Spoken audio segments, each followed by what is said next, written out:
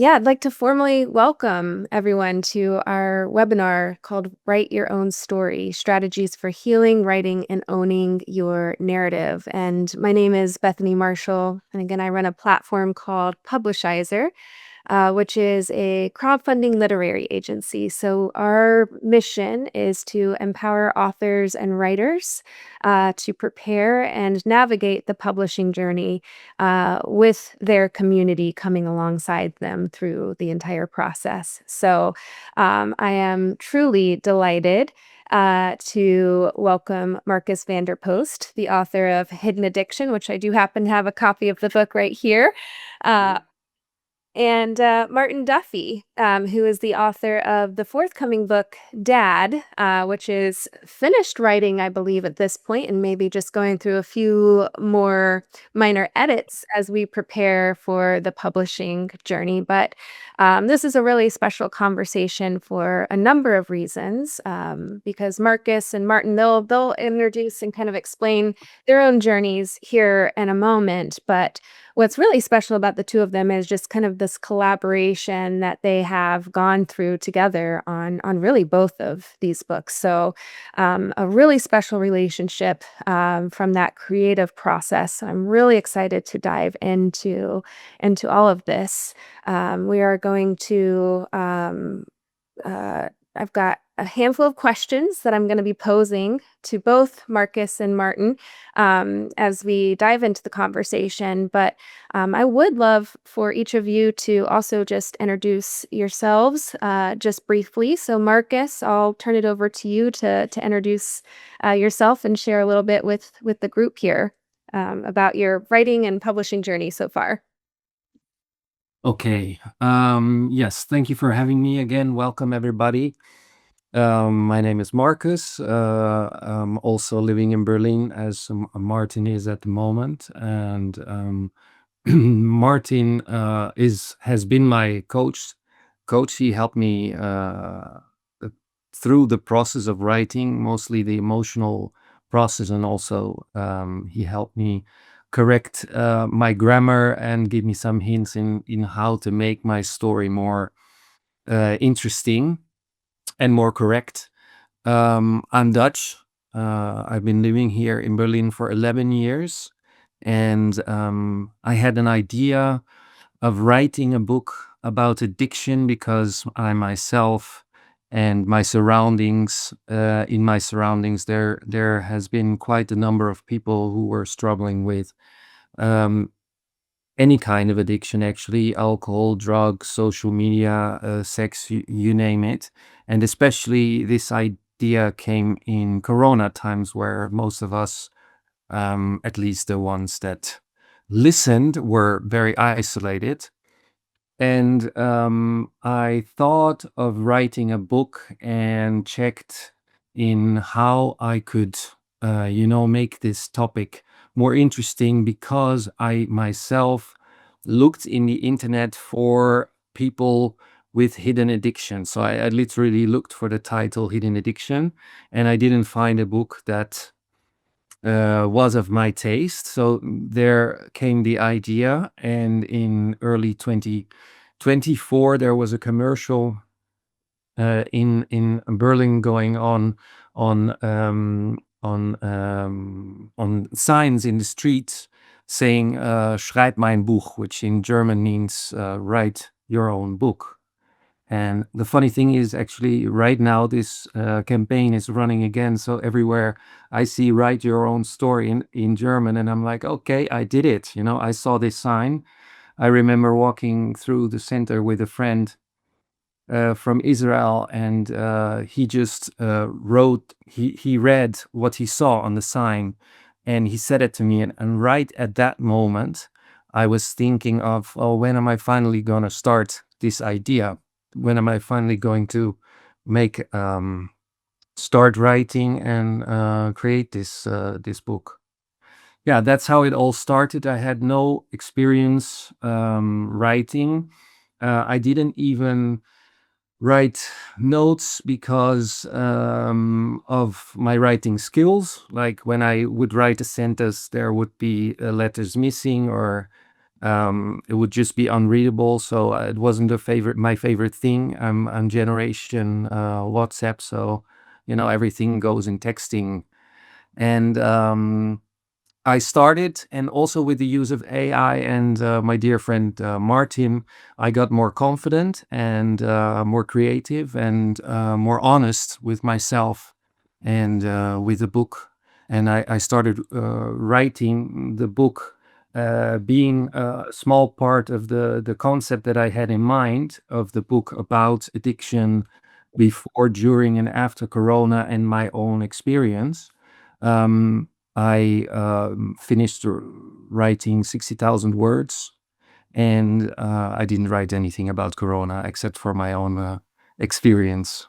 So, yeah, that's how it started. And Martin is my neighbor for, I think, 9 years, Mm. 10 years. He lived in the courtyard, and I used to walk my disabled pug in his wheelchair through the courtyard very slowly. So we would run into each other quite often and started talking. And over the years, we developed a friendship. And yeah, he's been of great help. Like I said before, the confidence that failed me in the beginning of really doing this, and the professional background he has. So thank you, Martin. Live. So you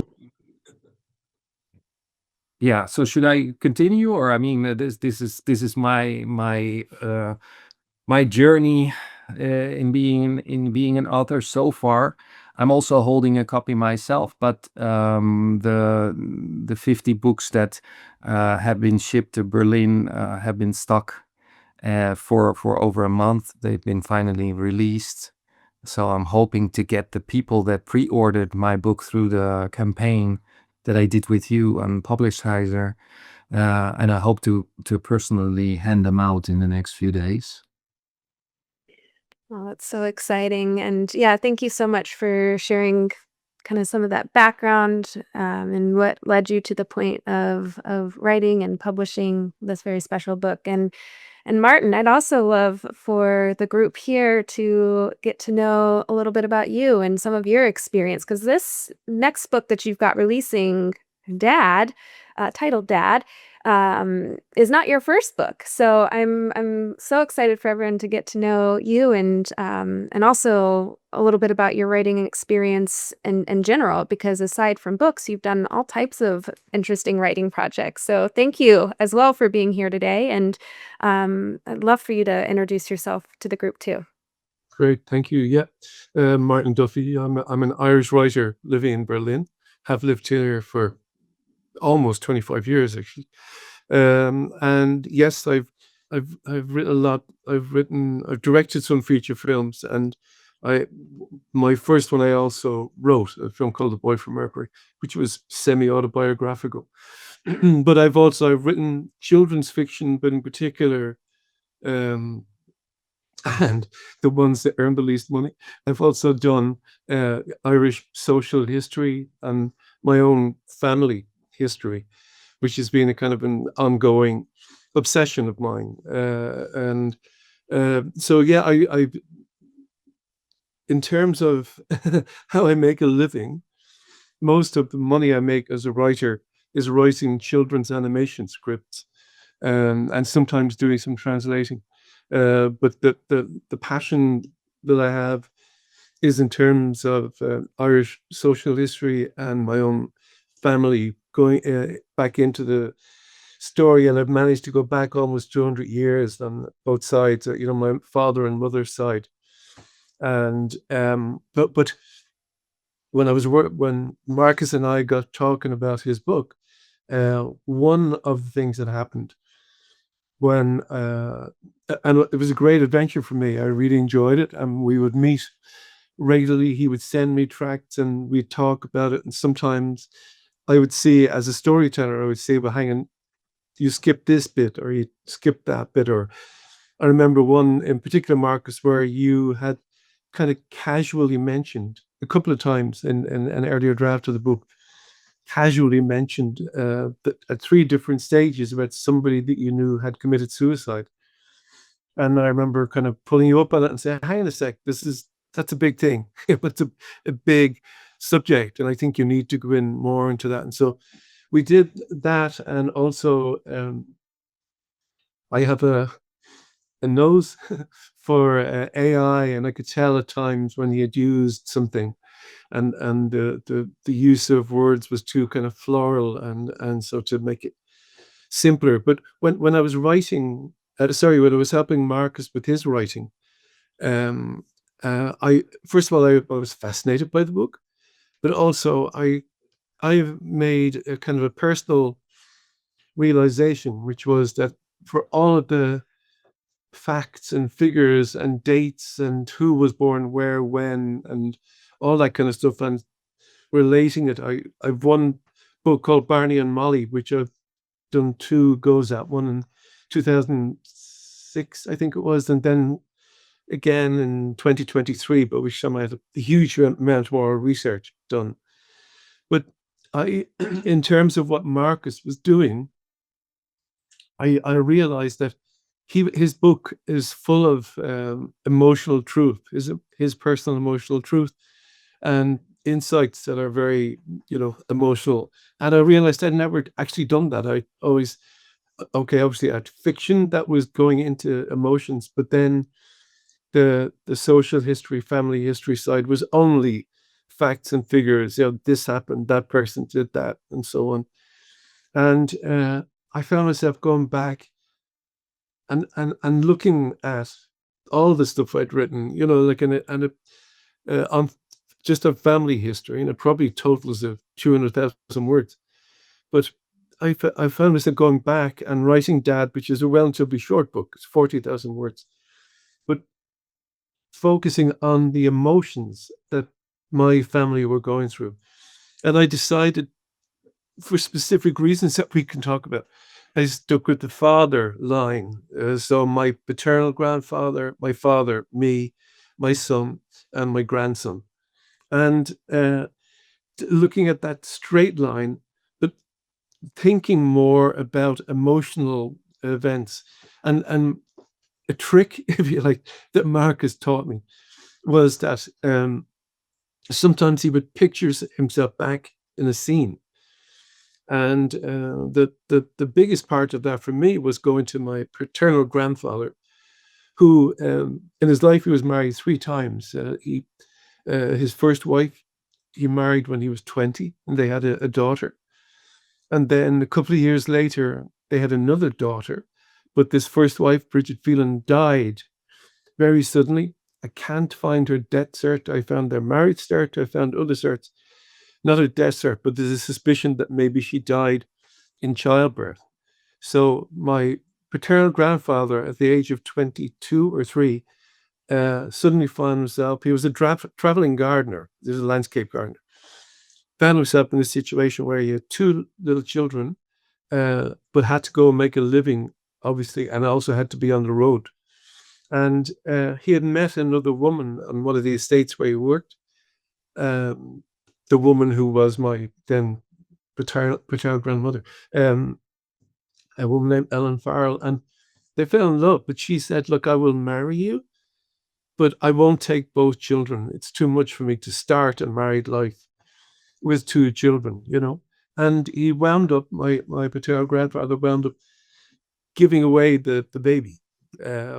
Again, I can't find out exactly. It was either to a Scottish sister of the first wife, or I think more likely gave up to adoption, because I think I found that track. And to do this thing that Marcus had done of sort of trying to picture myself in his situation, trying to picture myself with him. So he's confronted, and it's 1901, and he's confronted with a situation where, okay, either I start a new life with this 3-year-old child and a new wife, or I carry on with this 3-year-old and 1-year-old trying to make that work. And he gave up that child, and that would have been something he had to carry with him for the rest of his life. But I'd never really thought about that, and other things happened in his life and in my father's life and in my own life, that I'd never really thought about in those emotional terms. So I think the biggest gift that I got from working with Marcus and being involved with this book was that it got me looking at the emotional lives of these 5 generations of men, you know. So that's my context and my how I came around to writing the book. Yeah, if I can jump in there. Um, I didn't have any knowledge in how to write a book, so I just started my birth and told a little bit about my grandparents, and along the writing continued. I realized, hey, I have these emotions when I write something, and then before I bed, I think about it, and sometimes I talk to somebody. I'd sleep over it one night, and the next morning, when I would read back what I've written the day before, I would have these epiphanies because, I'm writing a book now. Back then, as a 43 year old, and I've written the chapter or the experience looking through the eyes of the younger Marcus, and not only the younger Marcus, but also my parents being in their early 20s, raising kids, and I try to put myself in other people's position under the circumstances they were in. And in my book, obviously, the topic is pretty stigmatic. Not everybody would like to talk as open as I have in my book about their dirty clothes, So I really didn't want to hurt anybody's feelings with it, and I didn't want to point fingers at other people. So I really tried to put myself in the positions of the other people involved, and one of the things that Martin also helped me with it, because I've written it down, and then I realized, oh, now as a 43-year-old adult man, with the experiences that I have, I look different at the situation. I see the pain that that I was struggling with, that I didn't accept, and I try to understand and be more kind to myself. And Martin and I, Martin is a little bit older as my father, straight man coming from Ireland. I'm a gay man coming from the Netherlands, thinking that everything was pretty modern there and open-minded. Realizing by reading my stories that I actually never really felt comfortable being a gay man, and it was especially special to have this kind of a friendship where you speak so openly about feelings and about your flaws and your mistakes. And Martin and I both shared some stories, and the way we had our dialogues, it motivated me to go in even deeper, and to not feel any guilt and shame. I realized I needed to come out being myself, not only as a gay man, but being sensitive and having gone through some things. I don't want to hide that anymore. I just realized with the writing process and the talking about it, that it's a lot more comfortable and more easy for me to live a healthy life, with healthy relationships and work, by being honest with myself. And it was incredible to have these weekly meetings. Sometimes we would chit chat about the weather, but also sometimes I used to say, this could have been really good material for a podcast, because it was so natural, the way that we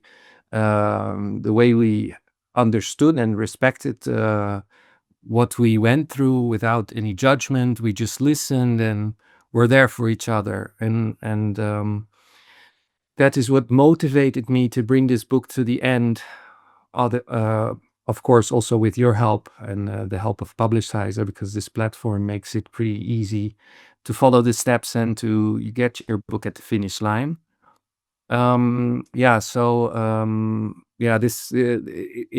It's been life changing. I mean, I can say nothing other than that. It was really very valuable experience, and I'm hoping that with talking about this, we can help other people also to motivate themselves and to find their way into publishing their book. But one of the things I have to say, as I said, I explained how Marcus' influence then brought my book. But one of the things I also had to say is that too often in my life, I'm about to turn 73 in a couple of weeks, but too often in my life, I've known people who would say, "Oh gosh, I should write that, I should do that," but they never do, and then they pass on and they're gone, and the stories go with them. And I have Marcus knows her, an ex-neighbor of mine when I used to live over in Folkspark, the lady there, Frau Kruger, who's 90, and has amazing experiences that she talks about from, she was on what was then German-owned part of Poland, and has memories of the Second World War and terrible things that happened to her in coming here. But I can never convince her to sit down in front of a camera with me, or just to get that story. And people, and it's a shame that they go. And my mum, who died at the age of 83, I once, shortly after her 80th birthday, I once did a tape recording with her for an hour and a half. And after a while of, years after that, I didn't follow it up. But then she started to go into very poor health and into dementia. But it's one of my great regrets that I never went back to her again and again. And I think there's something very powerful about stories. And I think there's something very powerful about telling your story. And even, as I think I did with Dad, finally actually telling myself my story, as I said, as opposed to the facts and figures, actually saying, well, hang on a sec. Because I had a very somewhere between mixed and poor relationship with my father. But then I never took into account the things that had happened to him early in his life. And then also, my brother Paddy died suddenly at the age of 23 in a motorbike accident. I was 11. And Dad would have been in his very early 60s at the time this happened. But never really kind of looking at what those emotions meant. And like I said, that was something that Marcus taught me. So it was we have a kind of mutual admiration society going on between the two of us, because I think I helped him with his book, but he helped me to have a different perspective with my book. And I have, obviously I'm not going to name names, but I just found out over the weekend, a friend of mine is going through a very tough time and has kind of signed himself in for full-time mental care for a while, and is going on a program of treatment after that. And I know that he had a very complicated relationship with his parents, and I wonder, and I haven't talked to him. He doesn't pick up the phone. He sends me messages every now and then. But I wonder if that's something that he needs, and I'm sure it will happen to him now if he goes into full-time care for a while, that he will then maybe unravel these, that he has these wounds somewhere that I think he's not dealing with. And I think that that's what story does. And sometimes sitting back, as I did with my book, sometimes sitting back, using Marcus's trick of, I imagined myself standing with my dad at the graveside of my brother, his son, Paddy. The accident happened in England, and Paddy was buried in England. And for whatever reasons, they didn't bring me over. I was left with some family, neighbors or something like that for the few weeks while the rest of my family were in London going through the grieving process, but to let that sink in. And sometimes when I was writing the book, Linda, my wife, would testify to this. Sometimes I would really go a bit sort of in on myself because I was receiving this in a way I hadn't received it before. And but I think I think that I've come out the other end just with more compassion, actually, for my father than I used to have, and indeed for my son, who wound up, because my first marriage ended, and he wound up moving to America, and so this was another part of a strand in my generations that, again, because then I had to give permission for Steve to go to America with his mom because she wanted to start a new life there but wouldn't leave without him. And I'm so yeah, you see these patterns and you see these things, and I find it a very sort of healing and forgiving process. And I think Marcus would agree. And I think also, Marcus, if you don't mind my saying so, I don't think it's a big secret.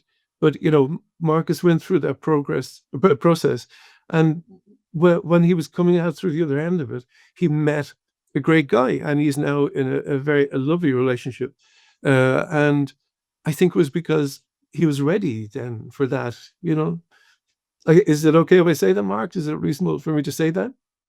Yeah, I mean, I think that one of that emphasizes also one of the important lessons that I've learned in this book, that you kind of choose people on the same emotional level of trauma, and with going through all the events that shaped me who I am today, with seeing that so clearly, also repeating myself over and over and over again, being so much confronted with it, and also being so aware of my responsibility, of me choosing to be in these kind of relationships that wore me down, and trying to help other people that didn't take the help of me, and trying to feel responsible so that I didn't have to look at my own pain.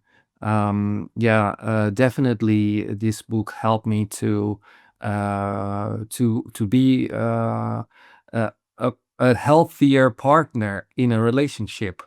um, I still experience some deep-rooted patterns, but the good thing is that I learned to look at myself, and to also work on myself. And yeah, I can say for sure that writing down my stories in the way that I perceived them gave me the room and space to be loving towards myself, and to work on myself so that I can be a better friend and partner. And yeah, definitely, this whole, they call it narrative therapy, this whole writing and reading of your own story, and going through it from the kids point of view, and then the adult, and then also the author. There's like three different ways of looking at my stories. It really helped me to take back the responsibility that I had for living a healthy life. Wow. Uh, there are so many topics that you have both kind of brought up and kind of this introductory part of this conversation. I'm so excited to dive more into some of the questions that I want to pose the both of you, because you've both just said some really powerful things, and clearly the writing and publishing journey have impacted you in different and unique ways. And what I really appreciate, again, about each of your publishing journeys is this kind of relationship and support that you've given each other.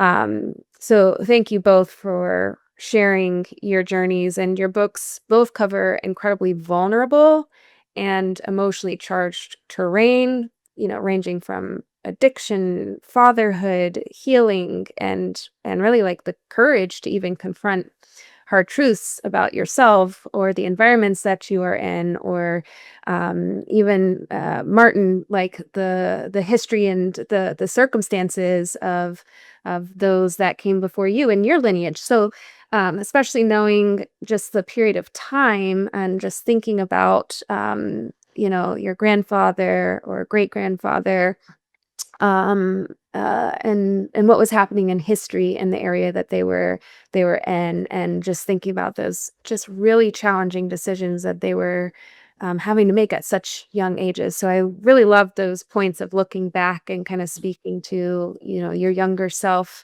because I think that's one of the really powerful things about writing is, and one of the things that I personally love most about working with authors is, um, writing can be such a healing, powerful tool to kind of work through things, within.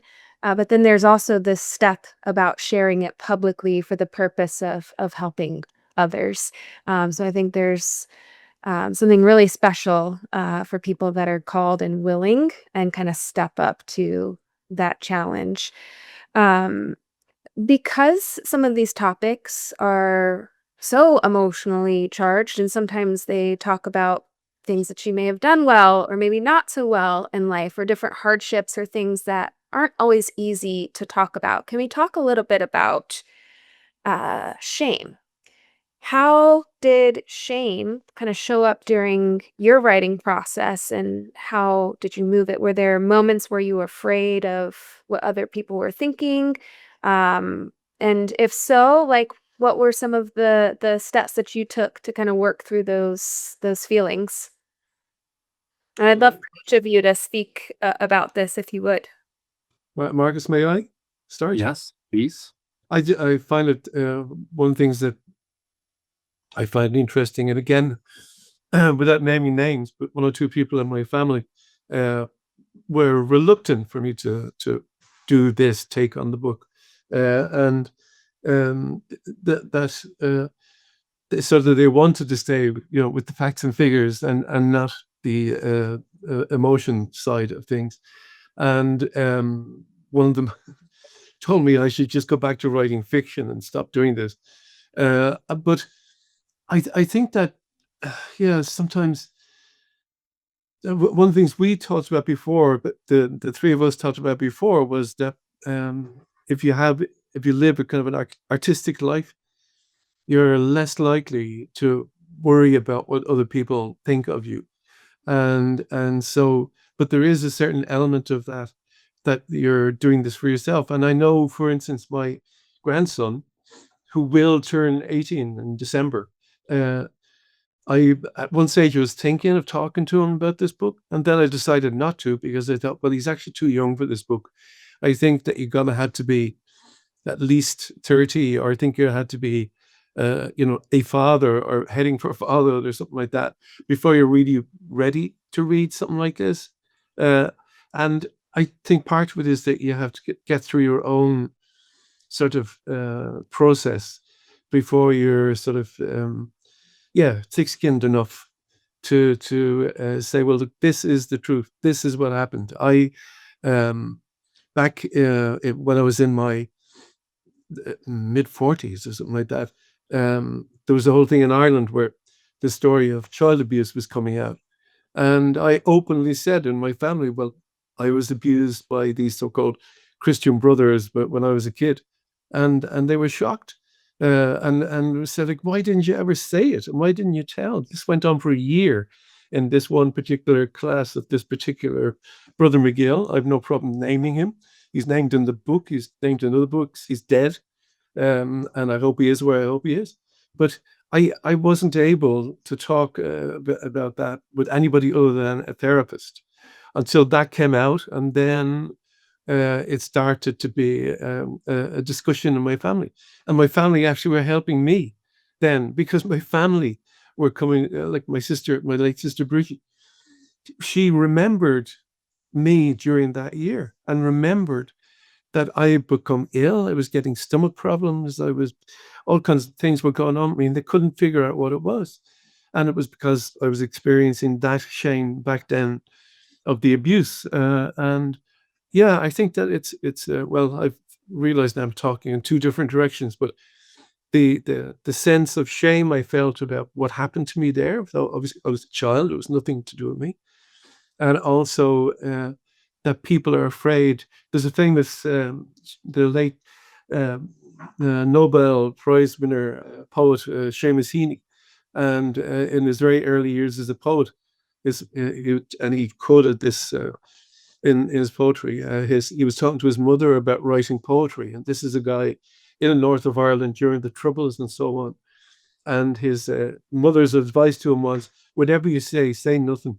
You know, and there's a kind of like a tendency towards that. I think if you are going to be open, particularly if you're going to be open in a family that's closed, Anyway, that's my bit. In my case, the title is Hidden Addiction. I don't know, the name hidden says enough. Head in the sand, wine in the hand. Partially because I felt a small. I kept the downside or the dark side of drinking and using hidden in isolation. The emotional struggles that I had or hangovers, anxiety afterwards, was something that I wasn't comfortable speaking about, and I wanted to be the strong person that everybody thought I was. So there's a lot of guilt and shame, and it wasn't that hard to hide the addiction, which I now see as a coping mechanism. Because when I grew up in end 90s in Rotterdam, Amsterdam, everybody partied like crazy, and drinking and using drugs was normal, at least in the surroundings where I was, in bars and restaurants and clubs. And later, I moved to Berlin, and actually, I was at a more quiet phase of my life. But when my first relationship that I moved here for ended, I got to experience lots of openness on all levels here in Berlin, and it made it pretty easy to keep my addiction hidden. Yeah, there's a lot of shame and guilt, and the first question that I get when people hear about my book is, "What were you addicted on?" I want to emphasize that the book is not necessarily about addiction. It's about my coping mechanisms, about not living my authentic way. And with this book and sharing openly what I've been through and all the things that I've done wrong, I hope to help other people not have to go through these long years of depression. And also, I was ashamed to be depressed. I said I was fine, I was good. There was toxic positivity going on for years, and um, I think one of the biggest enemies of addiction is guilt and shame. And I felt it was my time to be honest and to be courageous to do this, to talk about it. And also it helped me to, stand in front of everybody naked. Like, where am I gonna hide my addiction now? I mean, it's pretty obvious if I would go back into my old patterns. It's kind of it's been like a filter on my life, and I've lost some people through it because they don't like the way that I communicate now, or they don't like this, let's say, newer version of me. And it's not easy, but I can definitely say it's good to be yourself, because actually nobody has to be ashamed of being that. But unfortunately, the society kind of pushes us all in the same direction. Mhm. Well, I have another question, I think, that kind of builds off of some of those society expectations, and then, especially as both of you, are, are men, and we had a lot of conversations. What was it? June was Men's Mental Health Awareness Month, and I have just appreciated so much how willing and open you both have been in talking about your emotional journeys, because there is still, despite lots of leaps and bounds and like talking about vulnerability and trying to bring up awareness for the fact that society doesn't exactly always create an open or safe space for those conversations for really anyone, but that I think is exasperated for men. And so you've talked a little bit about the quote unquote man box a little bit in some of our previous conversations. So I wanted to pose, every human has boxes that they are put into by various like society expectations. How have you found, or how do you think that writing can help dismantle this so-called man box, or how has that kind of helped in your own individual journeys? May I? Age before beauty, marks. The for me, and I'm very glad and very specific in my book that I did do this lineage of fathers and sons. And in my experience through my life and through other people I've known and all that, it's always tougher for men to deal. And we're dealing with that now in this kind of generation, this age, that's becoming more and more to the fore. I mean, my mother was an extremely emotional woman and had a kind of a nervous breakdown shortly after I was born. She had a kind of a double whammy of postnatal depression and menopause. And she was very, I would say, hysterical even. And dad was the quiet one, and he just sort of kept on at it.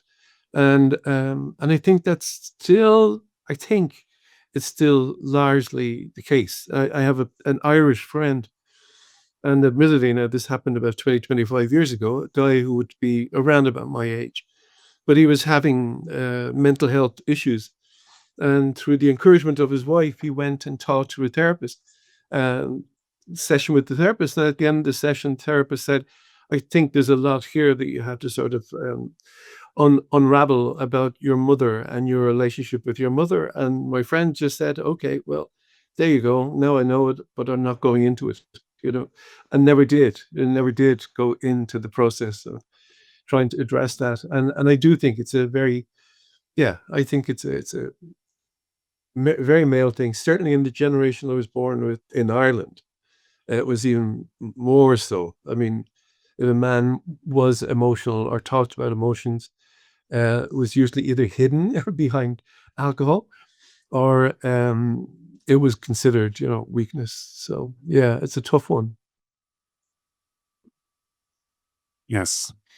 Um, I can only add to that the fact that I was gay um, and wasn't fully accepting of that myself. If I would be in a situation surrounded by straight men, I would adapt to not talking about what I've done for the weekend or what kind of a relationship I in or what kind of dating app I was using.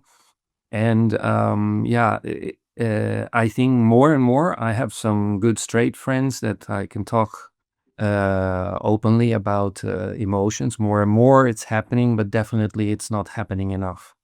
And I'm still doing analytical group therapy. And yeah, I see the men in the group. They kind of crash the hardest. They break the hardest because they've been keeping up appearances for so long. And I just thought, for me, this is it. This is who I am. I'm very sensitive. I like to surround myself with people that can talk about their emotions. And that's the way that I want to live. But definitely, yeah, Martin has definitely a point with the man box situation. There is some expectations of us even in these generations. Um, the generations after me, um, I think are a bit more fluent in this, but yeah, especially my age and up, 40 plus, I would say there's not a lot of healthy dialogues going on when it comes to yeah, being, honest and open about your emotions. And it's so important to accept your feelings, and to accept your feelings um, it's done in the best way to talk openly about it and to see that your feelings are real, and you're going through this and you have to go through this. You can't just stick your head in the sand with the wine in the hand and keep going, because it will get back to you.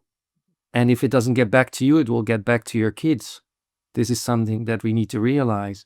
We are responsible for our own mental health, and the best way to get over things is to talk about things. And some things can be traumatic for people. I think not everything should be discussed in detail, but how you're feeling right now, how you're perceiving the situations you're dealing with, talking about it, especially with men, makes you grounded. It makes you strong. Such valuable takeaways. Thank you again for both that, that vulnerability and the writing, but also today and sharing. And, we've got about 10 minutes left, and I have two more questions that I'm really excited to ask the both of you, especially considering how you partnered together through this journey. So a lot of times, so Martin, you said something early on in this conversation about how sad it can be if somebody doesn't kind of actually ever take that time to write and tell their story. And there's a quote, I think it's a Wayne Dyer quote, like don't don't die with the music still in you. And I always think about that because publishing is not always the easiest or most straightforward or fastest journey to go on with telling your story or publishing a book. There's a lot of steps and things that go into it.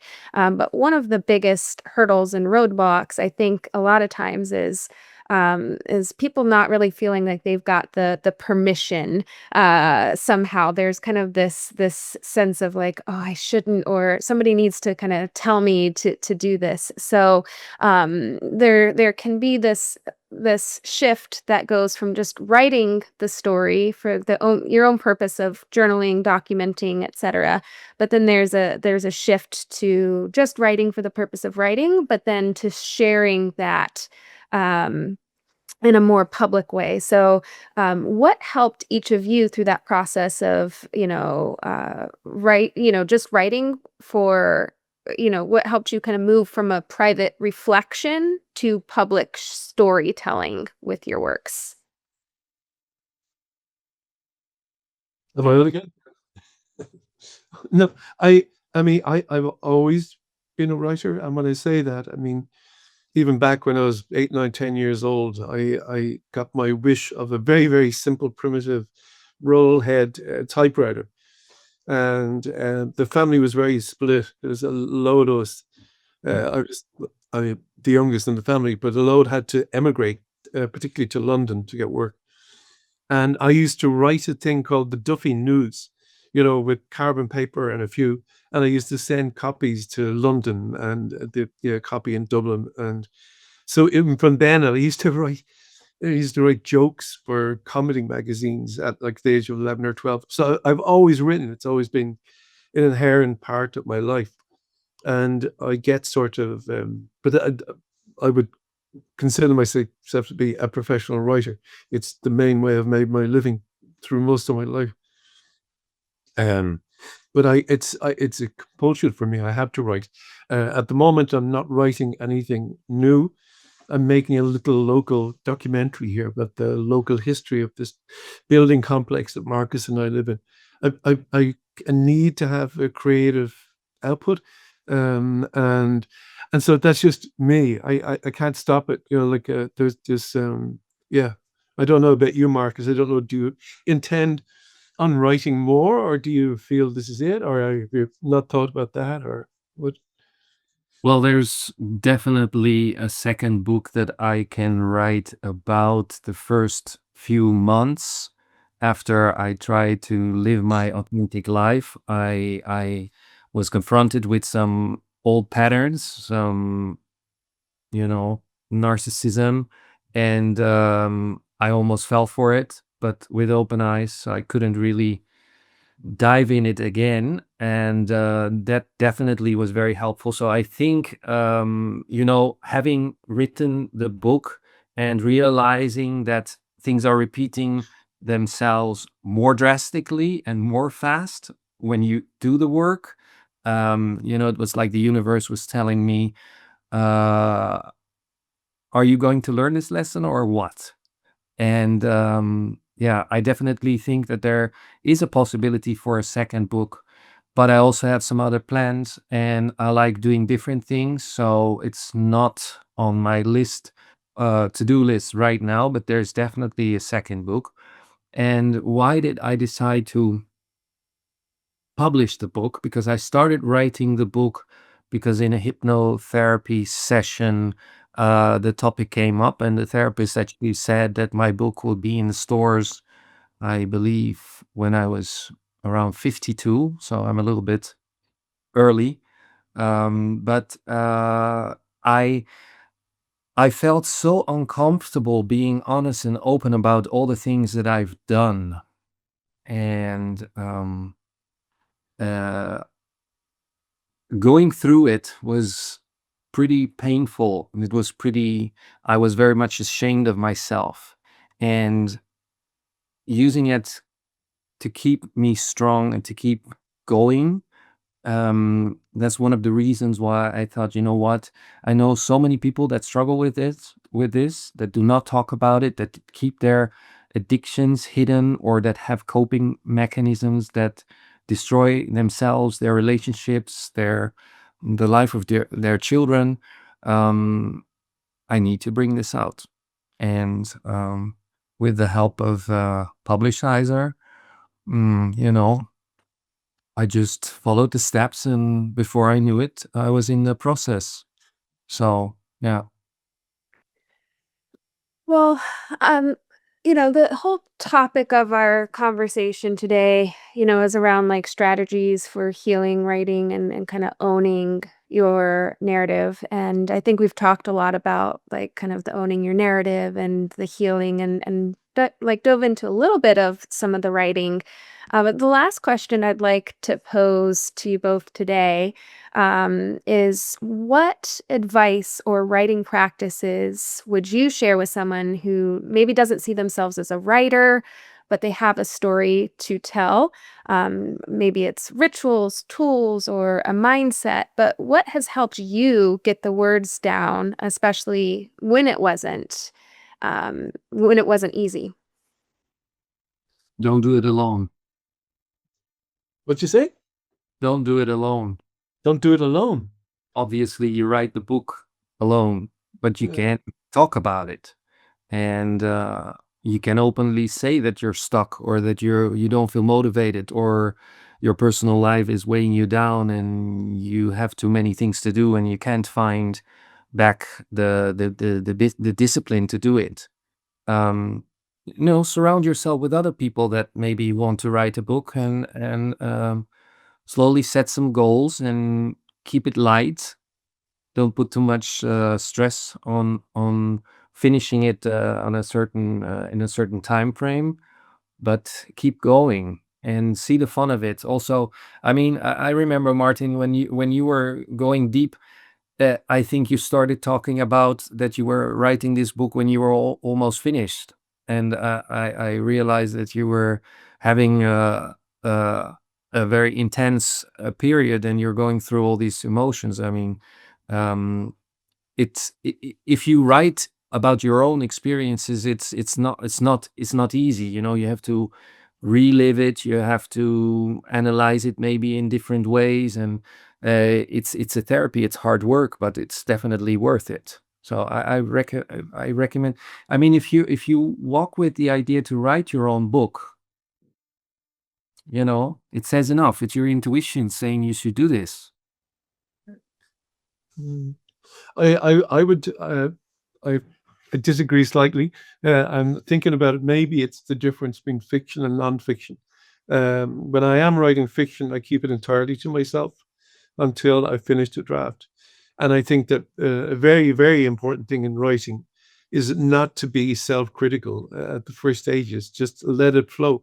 Don't don't overthink it. If you know what I mean. Don't wonder if you picked the very best word there, or if this is, but I'm a strong believer well, actually both with fiction and nonfiction, and a strong believer of just you let it out from yourself, and then uh, maybe start talking to other people about it. My wife reads anything I write, but she would see the draft that I'm ready and happy with.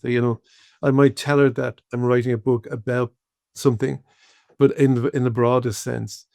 But then she and other people, I would show it to them, say, "What do you think of this?" But yeah, in both nonfiction and fiction, whatever about what Marcus says, because I'm not.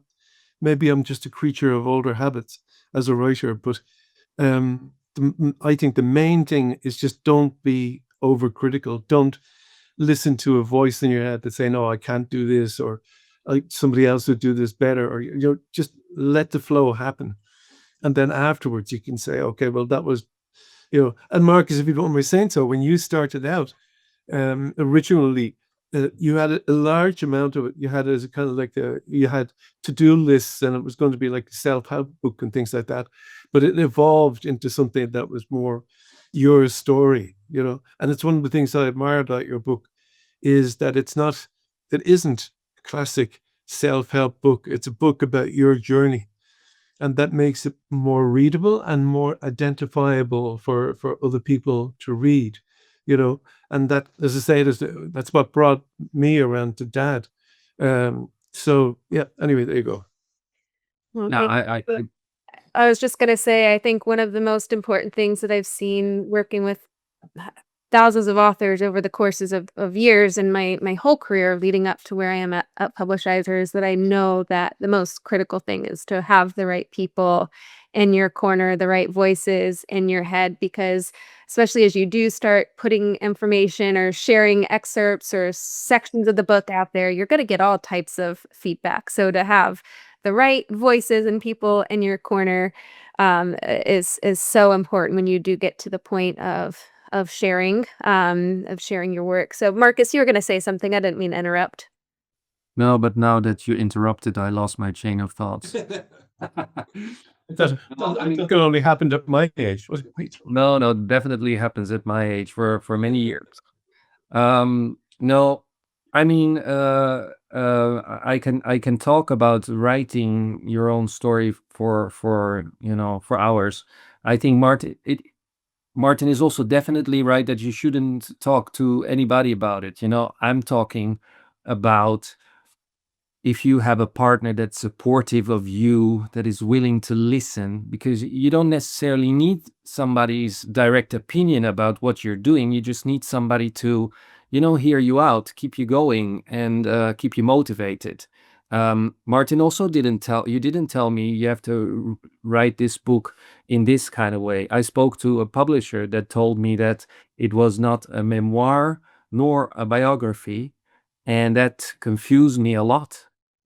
Okay, I don't know. I had to seriously look up what is the difference between a memoir and a biography to be 100% clear what she meant with that. But what I did is I wrote my story in a way that I hope to offer my book as a friend for people to just be there and to just, with the honesty, go through the situations and then look back at it in a way that I hope motivates other people to be kinder to themselves. And if you have the discipline to write the book completely by yourself, obviously you can do that. But I'm talking from a experienced author, and for me, it was very helpful to have these weekly meetings to just talk about, okay, where are we, what are we doing, and I got some help with grammar and making the book into something very interesting, or interesting. I mean, very interesting as my book for others. Yeah, I needed help, and I just want to encourage people to surround themselves with people that they can trust, that have the right motivation for you to reach your finish Hmm. line and have your book printed. Well, that leads me to one thing that I want to just kind of ask today, because I happen to know that the two of you are working on some things that you are going to probably be sharing really soon, along some accountability coaching, different programs and things. Uh, and we, of course, will be sending out the recording from this conversation to everyone who registered and was able to join us live, or if you weren't able to join us live, still glad that you could hear this conversation. But if people want to connect with either of you directly or find you online, what's the best way for them to reach you or stay tuned, or find more information about you and your work? If I may answer that, I've set up a page on my website for the Publishizer Write Your Own Story program. We're trying to help other people to get it started or finished in whatever phase they are, and we are, because of the way that we worked together, coming from different um, technology time frames. There is a lot of things that we can help with, and there's some information on the marcusvanderpost.com website that people can go through. And for now, we have some ideas, but for now, if people are interested, they can just reach out to us, and we'll have an intake together and talk about, okay, where are you? Where do you want to go? Also, my experience from launching my book through the pre-order campaign at Publishizer is that it's not just about writing a book. You have to write your book, you have to present it, you have to, in a way, sell it to, get more reach. In my case, I started an Instagram platform, YouTube, TikTok. I'm trying to share things that I think would be interesting for the reader, and like this, I'm hoping to reach a larger group of people who would be benefiting from me standing naked in front of everybody, telling my stories. And not everybody has to go this way, of course, but all the steps that I just mentioned, also, setting up a website, some online marketing if you want to self-publish. These are all things that we can give some help in, and yeah, we offer it through the website. And I'm thinking that once we will have the recording of this live, we can hand out more detailed information. Sure, from my point of view, and this is something Marcus did for me, I have a very simple website, Martin Duffy Writer, all one word, martinduffywriter.com.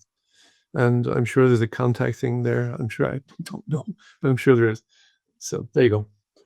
Yeah, I didn't want to only talk about my website, but once we have the recording out there, we'll put all the links in it, right? Sure. Yeah. For people who are interested right now, you can find both Martin and my campaign on publishizer.com. And I would encourage everybody who wants to write their book to listen to their intuition, because when you walk around with this idea, if it's fiction or nonfiction, just go for it. It's a nice thing to do.